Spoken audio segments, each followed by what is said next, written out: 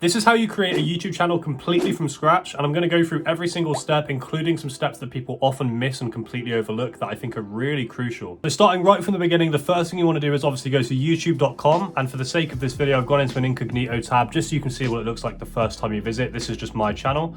You'll see at the top right corner, the first thing you want to do is click this sign in button. Then you'll be taken to this screen for Google, and basically you need to have a Google account to be able to make a YouTube account. You can make one if you haven't got one already though. That's part of this process, so don't panic. There's a few options that you have here too. You can either log in here with an existing email address, or you can go create account at the bottom. Once you click create account at the bottom, there's a personal use, a child account, or a business account. Most people would fall under the personal use category if you're making one just to upload on your own. But surprisingly, doing the business one actually unlocks some extra features that I'll go through for you. I recommend clicking this, which is what I'm going to do today. Once you're here, it asks for your name, and the name you put here isn't the one that ends up on your YouTube account, so don't worry about that. You can just put your full name or whatever you want to, essentially.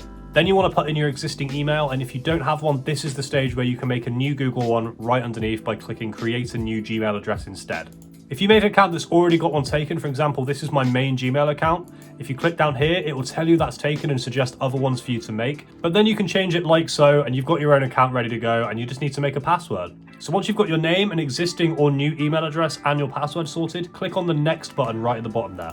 Once you get to the next screen, you'll have the option to put in a phone number or an email, completely optional just to back up your account, but you don't have to do this step. But what you do need to do is put in your date of birth, and it asks for your gender as well. Once you've got that information, again, click that next button at the bottom there. And then here, you can basically pick express personalization, which is basically a super quick way of just personalizing your entire account for Google, or you can do manual. I personally recommend express here. It saves a bit of time, and most of the manual features just take extra effort to make the Google account that you don't really need for the YouTube side of things. And again, click next.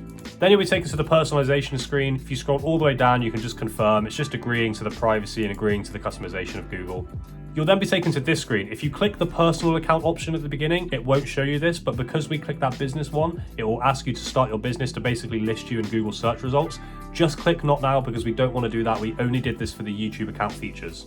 Okay, and then once you click that, you'll be taken back to YouTube, and you'll notice where the sign in button was, there is now a little logo at the top, and it has your little account that you just made. But don't stop here. The next part is the most important part. You have a Google account now, but you don't yet have a YouTube channel. To make a YouTube channel, you guessed it, click your icon and click create a channel here. Then you have an option to add a profile picture. I'm going to make some videos on how to make banners and profile pictures completely for free, super easily, so stick around and subscribe if you want to see those. For now, I'm going to leave it blank though. But here you can choose your handle, which is a new YouTube feature for people to find you discoverability wise, the same way as Twitter and stuff like that. And you can also do your name, and this is the name that will actually appear on your channel. And then once you've done your name and your handle, here's your channel. It takes you through to the next page. It will have all your little sections, and once you upload videos, they'll appear there as well, of course. But now there is another big step. So first of all, I'm going to show you why the business account was a great idea. And also I'm going to show you the other step that you need to do in settings just to make sure you're set up for the future. Most people miss this step, and it's a super important one. So click on your little icon again in the top corner, and at the bottom, you'll see settings. Click on that as well. Once you've clicked that, you'll be taken to this screen. And what you want to do is underneath your name here, click on the channel status and features button. Then you'll be welcome to YouTube Studio. You can click continue on that. This is just where everything, sort of your analytics will be, all of your video information later on. But right now, what we want to do is go to channel here, go to feature eligibility, and you'll see that standard features are enabled. So that's just the ability to upload, to create playlists. But if you want these features, you need to verify with a phone number. It means that you can upload videos that are longer than 15 minutes. You can make your own thumbnails that stand out. You can live stream. And down below that, you have another verification step to complete if you want to, that gives you a bunch more options as well that are also super useful if you're wanting to maximize your potential on YouTube. The reason I suggested making a business account is purely if you're going to collaborate with other people. It means they can log into your YouTube channel without having to log into your actual email address. Because if you make a personal account, they have to use your Gmail to log in, which means they have access to all of your emails and all of your Gmail stuff. Whereas if you make a business account, you can all collaborate on one account. So if you have an editor in the future, if you have another person uploading to that channel for you, or anything like that, it just future-proofs you for those reasons.